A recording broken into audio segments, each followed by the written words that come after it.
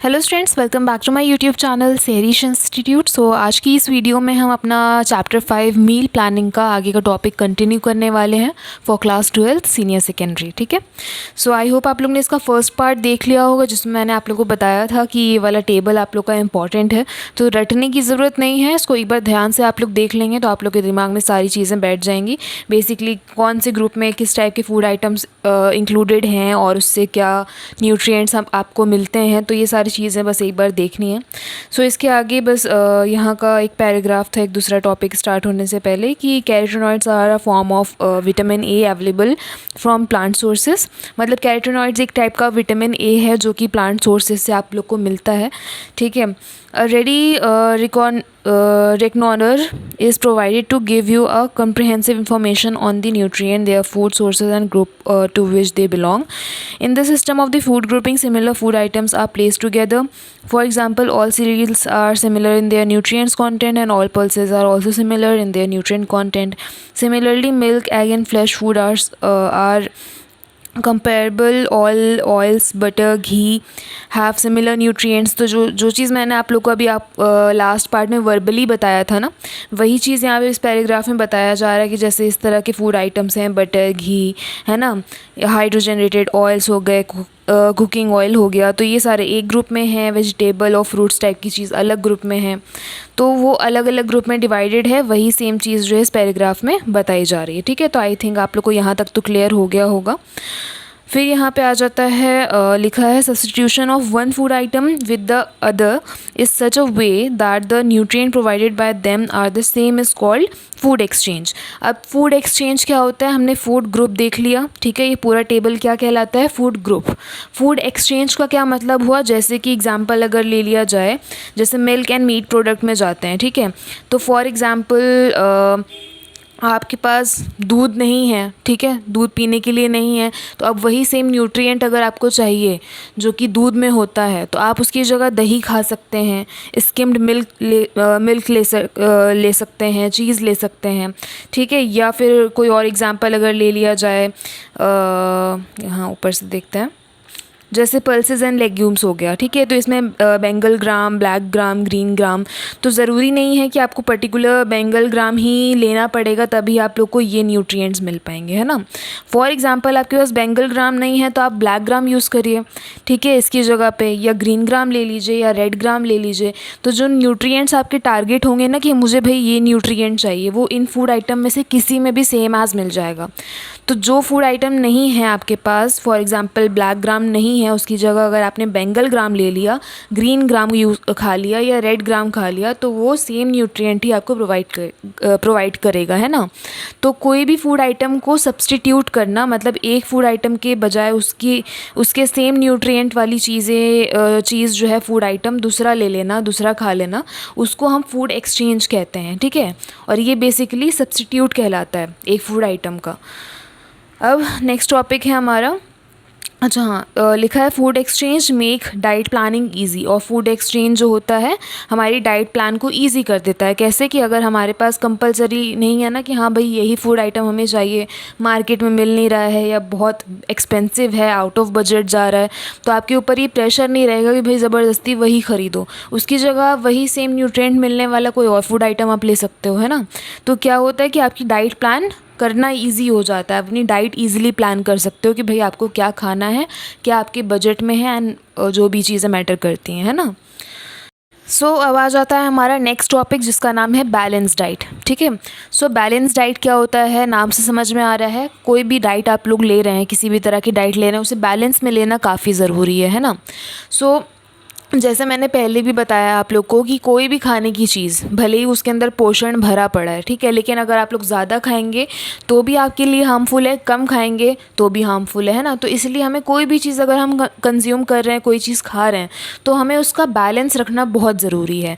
ठीक है, so you have already learn about the nutrients. ठीक है, आपने न्यूट्रिएंट्स के बारे में पढ़ा, वो टेबल देखा आप लोग ने, फूड ग्रुप है ना, देयर सोर्सेज, उसके क्या क्या सोर्सेज हैं, मतलब क्या खाने से क्या न्यूट्रिएंट आपको मिलेगा, and importance, and also about nutritional requirements. Sometimes back we raised a question, what should we eat so that our nutritional requirement are met. तो कई बार हम अपने आप में भी सोचते हैं और दूसरों से भी पूछते हैं कि भाई हम ऐसा क्या खाएं कि हमारे बॉडी में जो कमियां हो रखी हैं या जो भी न्यूट्रिशन की कमी है वो पूरी हो जाए, है ना. So do you think you can answer this question now? Yes, you are right. You should eat food items which provide all these nutrients to your body. तो डेफिनेटली आप इस क्वेश्चन का आंसर कर सकते हो, ठीक है. कुछ हद तक तो कर ही सकते हो कि हाँ, ये फूड आइटम खाने से हमें ये न्यूट्रिशन मिलेगा, हमारी बॉडी में ये चीज़ की कमी है तो हम ये खाना स्टार्ट करते हैं, हमारा वो पोषण पूरा हो जाएगा. सो वो आप टेबल के हेल्प से वो चीज़ क्लेरिफाई कर सकते हो. Such a meal is called a balance diet. और वो सारी चीज़ें बैलेंस में रखना, वो सारी चीज़ें खाना, ठीक है, ना हद से ज़्यादा ना बहुत कम, वो सारी चीज़ें आपकी बैलेंस डाइट कहलाई जाती हैं, ठीक है. By meeting our nutritional requirement such a diet help us in staying healthy. अच्छा, यहाँ पे लिखा है कि by meeting our nutritional requirement, जो भी आपकी न्यूट्रिशनल रिक्वायरमेंट है, मतलब आपकी बॉडी में जो ज़रूरतें हैं न्यूट्रिशन की, वो आपको, अगर आप वो चीज़ पूरी करते हैं तो आप डेफिनेटली हेल्दी रहेंगे, है ना. It also provide some amount of nutrients for storage in the body. अगर आप थोड़ा सा ज़्यादा लेते भी हैं या फिर आपकी जो पोषण की कमी थी वो पूरी हो चुकी है, उसके बाद भी आप खा रहे हैं, तो वो जो न्यूट्रिएंट्स आपकी बॉडी में जा रहे हैं, जो पोषण आपकी बॉडी में जा रहे हैं, वो कहीं ना कहीं स्टोर रहेंगे, ताकि जैसे कई बार इंसान बीमार पड़ जाता है या बॉडी में किसी चीज़ की कमी हो रही है, तो जो हमारे स्टोर्ड, जो बचे हुए, मतलब स्टोर किए हुए न्यूट्रिएंट्स होते हैं, वो उस टाइम पे यूटिलाइज होना स्टार्ट होते हैं, है ना. A balanced diet is one which contains different type of foods in such quantities that the individuals need for the various nutrients is adequately met, and some amount of nutrients are stored in the body to withstand short periods of low dietary intake, है ना. तो वही चीज़ कि balance diet आपकी body में जितनी भी ज़रूरतें हैं उसे पूरा करती है, और जो भी एक्स्ट्रा न्यूट्रिएंट्स होते हैं वो आपकी बॉडी में स्टोर रहता है, ताकि जब ज़रूरत पड़े तो उसका यूटिलाइजेशन हो पाए, है ना. अब यहाँ पे आ गया नेक्स्ट टॉपिक की कैरेक्टरिस्टिक्स ऑफ बैलेंस डाइट. अब यहाँ पे कैरेक्टरिस्टिक्स बताए गए हैं बैलेंस डाइट के. अ balance diet contain both plant and animal food and fulfils following requirements. तो बैलेंस डाइट में जो है कोई वेज नॉन वेज वाली पर्टिकुलर चीज़ नहीं होती है, इसमें प्लांट एंड एनिमल फूड दोनों ही इंक्लूडेड होते हैं, ठीक है, मतलब वेज भी है नॉन वेज भी. और इसमें क्या क्या रिक्वायरमेंट्स आपकी फुलफ़िल होती हैं, जैसे कि meets the nutritional requirement of an individual. मतलब हर इंसान, अगर पर्टिकुलर इंसान जो है बैलेंस डाइट लेकर चलता है अपनी, तो डेफिनेटली उसकी न्यूट्रिशनल रिक्वायरमेंट जो है बॉडी की वो पूरी हो जाएंगी. दूसरा, include food from all the food groups. आपके जो बैलेंस डाइट है, जो डाइट आपने प्लान करा है, उसमें आपका जो 5 फूड ग्रुप्स मैंने आप लोग को अभी दिखाया था टेबल में, है ना, तो वो उसमें से आपका हर एक आइटम कुछ ना कुछ होना चाहिए, ताकि वो जो न्यूट्रिएंट्स उसके सामने लिखे हुए थे ना, वो सारे आपको मिल सकें, है ना, वो सारी न्यूट्रिशनल रिक्वायरमेंट आपकी पूरी हो सके. Contain a variety of foods. दूसरी चीज़ क्या भाई, इतनी सारी खाने की चीज़ें हैं और इतने सारे सोर्सेज हैं आपके पास, ऑप्शंस हैं, तो आप उसमें से इतने सारे आइटम्स चूज़ करके अपनी डाइट में ऐड कर सकते हो, है ना. तो वैरायटी है, बहुत सारी वैरायटी है. कोई चीज़ नहीं भी पसंद है तो उसी की सेम एज़ आप फूड एक्सचेंज करके, सब्सटीट्यूट करके दूसरा आइटम ऐड कर सकते हो अपनी डाइट में, है ना. तो इस तरह से ये आपके लिए बेनिफिशियल है. फिर है कंसिस्ट ऑफ सीजनल फूड्स. अब इसमें सीजनल फूड्स भी ऐड होते हैं, मतलब कि जैसे आम का मौसम आता है, कुछ सब्जियों का मौसम होता है, तो जो सीजनल फूड्स होते हैं उनको हमेशा सजेस्ट किया जाता है कि जब खाने, वो जो फूड आइटम है, जो भी फूड आइटम है, उसका अगर सीज़न आता है तो आप ज़रूर खाइए, क्योंकि तब उस टाइम पर एक तो वो चीपेस्ट होता है, बहुत महंगा नहीं होता. दूसरी चीज़ कि उसके अंदर न्यूट्रिशन भरपूर होता है, ठीक है. उस टाइम पे अगर कोई फूड आइटम का सीज़न है, उस टाइम पे अगर आप खाते हैं तो उसमें से आपको न्यूट्रिशंस बहुत सारे मिल जाते हैं, ठीक है, और बजट में भी होता है. दूसरा, इट्स इकोनॉमिकल, ठीक है, वही चीज़. Suits the taste and meets the desire. और आपको टेस्ट भी सूट करता है, आपका जो इंडिविजुअल ईटिंग डिज़ायर आपका होता है कि भाई हमें ये खाना है, या इसका टेस्ट अच्छा है, या मैंगो ही है. एक टाइम होता है जब बारिश के बाद जो है अच्छा आम आना शुरू होता है, लेकिन वही सीज़न जब उसका ख़त्म होने लगता है तो मार्केट में मिल तो रहा होता है, महंगा भी हो जाता है, प्लस टेस्ट भी अच्छा नहीं होता है. क्यों? क्योंकि उसका सीज़न जा चुका होता है ना. तो वही चीज़.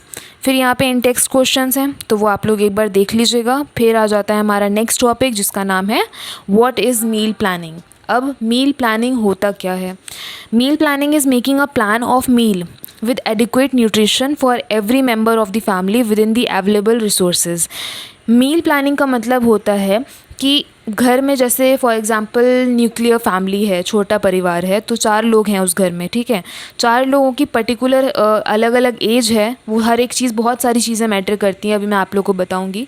तो अगर 4 लोग हैं तो पर्टिकुलर हर इंसान की जो है मील प्लान होनी चाहिए, ठीक है। किसको क्या खाना है, क्या प्रॉब्लम है, अगर कोई बीमारी है तो उसको क्या चीज़ अवॉइड करनी है, और फिर भी अगर उसके न्यूट्रिशन की कमी है तो किस तरीके से उसे पूरा करना है, बहुत सारी चीज़ें मैटर करती हैं, ठीक है। तो जितनी भी अवेलेबल रिसोर्सेज हैं हमारे पास, जो भी खाने की चीज़ें अकॉर्डिंग टू आवर बजट, हम हफ्ते का सामान, 2-3 दिन का सामान, सब्ज़ी फल सब लेकर आते हैं, उसमें क्या क्या चीज़ें एडेड हैं, क्या हम अफोर्ड कर सकते हैं और उससे कितना पोषण हमारा पूरा हो सकता है, वो सारी चीज़ें देखते हुए हम अपनी मील प्लान करते हैं, ठीक है।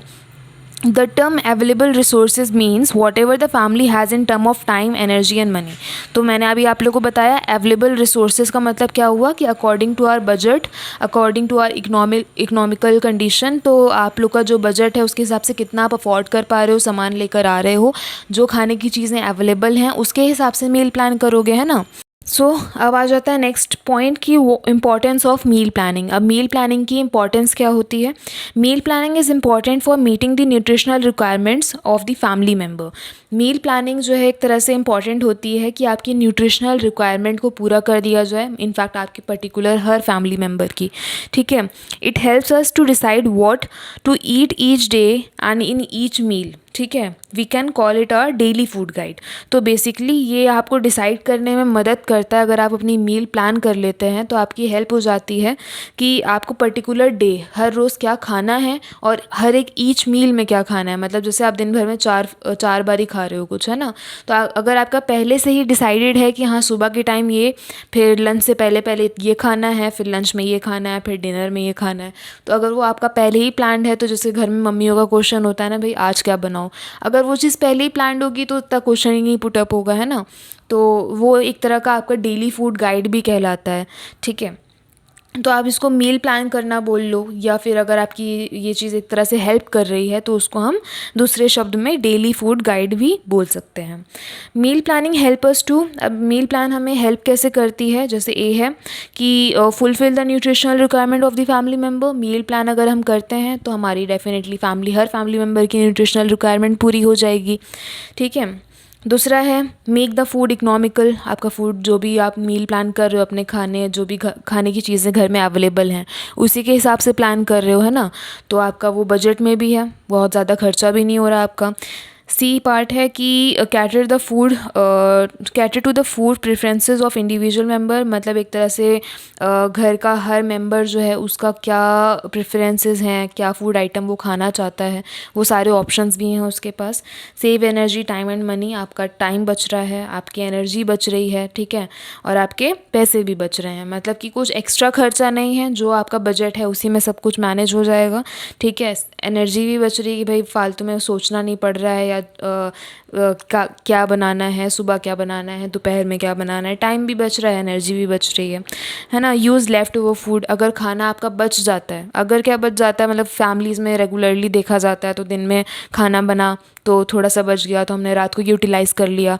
रात को बना था फ्रेश खाना तो रात को थोड़ा सा बच गया तो हमने अगले दिन टिफ़िन में या फिर सुबह सुबह यूटिलाइज़ कर लिया। तो डेफिनेटली हमारा रेगुलर ये रूटीन चलता है कि जो खाना बचता है हम अपने नेक्स्ट मील में उसे यूटिलाइज़ कर लेते हैं, खा लेते हैं, है ना। तो लेफ्ट ओवर फूड, जो बचा हुआ खाना है, वो भी यूज़ हो जाता है। The following section will help you to understand these points clearly. अब यहाँ पे कुछ सेक्शंस हैं जो कि आपको ये पॉइंट समझने में मदद करेंगे।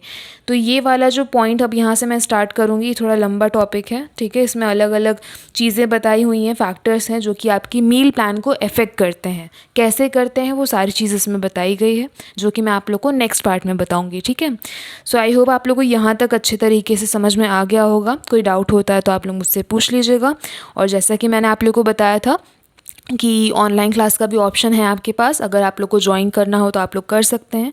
मैं खुद आप लोग को पढ़ाऊंगी और फ़ीस बहुत ज़्यादा नहीं है, अफोर्डेबल है, तो यू कैन ज्वाइन। और अगर आप लोग चैनल पे न्यू हैं तो प्लीज़ मेरे चैनल के साथ जुड़ जाइएगा, चैनल को सब्सक्राइब कर लीजिए। एंड सब्सक्राइब बटन के बगल में ही बेल आइकन है, तो उसे ज़रूर से क्लिक कर लीजिएगा, ताकि जब मैं वीडियोज़ डालूँ तो आप तक जो है मेरी वीडियोज़ की नोटिफिकेशन पहुँच जाएँ। एंड वीडियो पसंद आया हो तो प्लीज़ लाइक करिएगा और भी स्टूडेंट्स के साथ शेयर करिएगा। मिलते हैं नेक्स्ट वीडियो में, तब तक के लिए stay safe, stay healthy and thanks for watching.